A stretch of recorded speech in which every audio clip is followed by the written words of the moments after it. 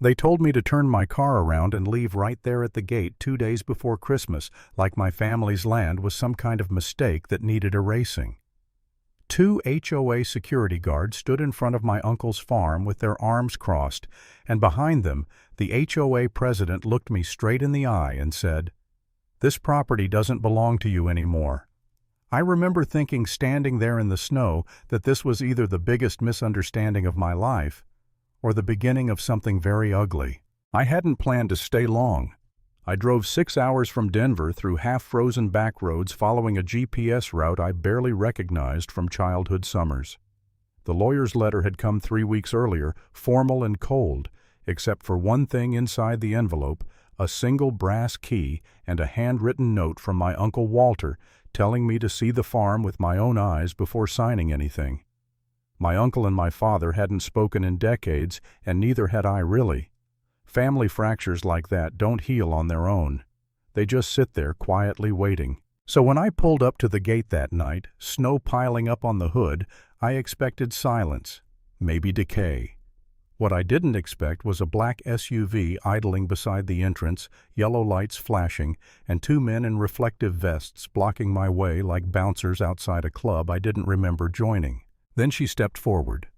Gloria Whitfield, HOA president. Mid-50s silver blonde hair, pulled tight expensive wool coat, the posture of someone who'd never been told no. She smiled the kind of smile that pretends to be polite while daring you to challenge it. She said my name like it was an inconvenience. "There's been a misunderstanding about your inheritance," she told me already, holding papers in her hand. She claimed my uncle owed the HOA $127,000 in unpaid fees, assessments, penalties. Words designed to blur together. Until that debt was resolved, she said the property fell under HOA jurisdiction. Trespassing charges would apply if I went any further.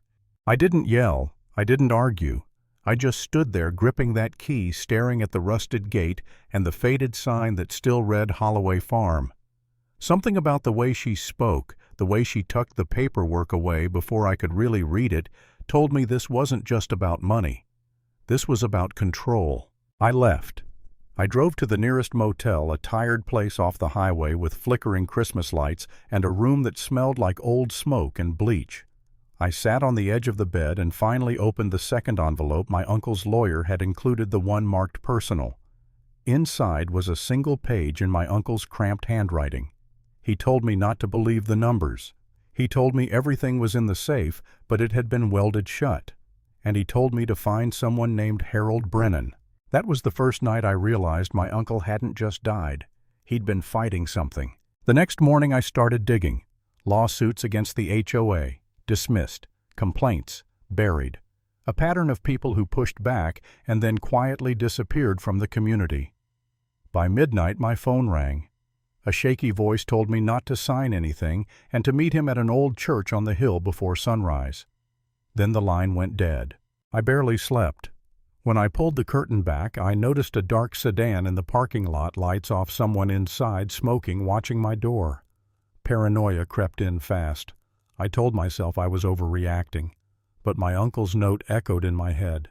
The church was abandoned, leaning slightly like it was tired of standing. Harold Brennan sat in a rusted pickup with the engine running, eyes constantly flicking to the road. He was 78, former HOA accountant fired shortly after Gloria took over. He handed me a USB drive like it was contraband. The books, he told me, were clean until she touched them. My uncle had paid every fee every year without fail. The debt was manufactured. Special assessments backdated. Meeting minutes forged. Signatures from board members who weren't even living in the state anymore. Harold had kept copies because he knew eventually someone would need them. Driving back to the motel, I felt something shift. Anger, sure, but also fear. This wasn't a clerical error. This was fraud. Then I learned why. Public records showed a note on the property assessment pending mineral and water rights valuation. In Colorado, water isn't just water. It's leverage. It's money. I found an article from a few years back about a proposed luxury resort nearby, desperate for a reliable water source. The developer's name stopped me cold. Whitfield and Associates. Suddenly, everything made sense. The HOA wasn't collecting fees. They were clearing obstacles. My uncle's farm sat on top of something worth millions, and he'd refused to sell. So they squeezed him instead. That realization should have energized me. Instead, it crushed me. Christmas morning, I sat alone in another motel room after being quietly double-booked out of the first one. Messages flooded my phone calling me a scammer, telling me to leave town. The HOA had turned the community against me overnight. I remember sitting there staring at my reflection in the dark TV screen, wondering if I was the crazy one, if I was dragging up old ghosts for no reason. Maybe my uncle really had lost his grip. Maybe I was wrong. Maybe the smart thing was to walk away. That thought scared me more than Gloria ever did. The breaking point came the night I went back to the farm. I stayed off the road, moved through the trees, and that's when I heard voices inside the house.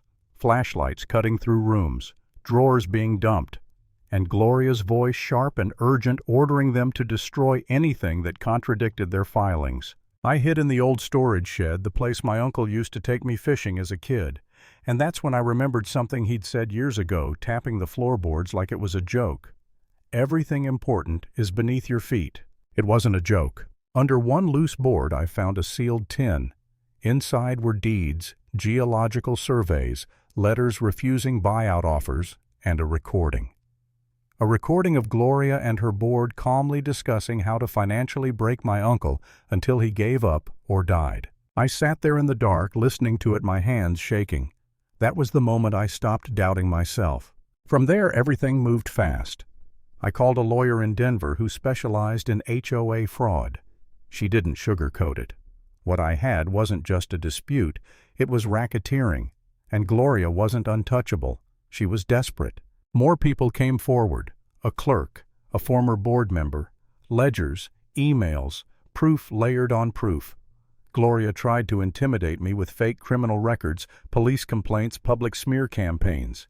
Each move only left more evidence. The final confrontation happened at a community meeting Gloria called to protect the neighborhood. She painted me as a villain, blamed. My uncle waved around fabricated documents. I stood up and asked simple questions. Who remembered approving those assessments? Who else had surprise debts? The room shifted. You could feel it.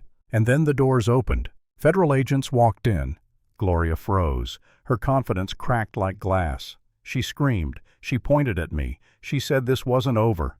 But it was. They cuffed her in front of everyone she'd bullied for years. Her allies followed. The HOA collapsed under investigation. The seizure was voided. The farm was mine legally, and finally, I went back alone that night. The gate was open. No guards, no tape, just snow silence and a house that had waited a long time for someone to come home. I didn't feel victorious. I felt heavy. My uncle should have been there. Justice had arrived too late for him.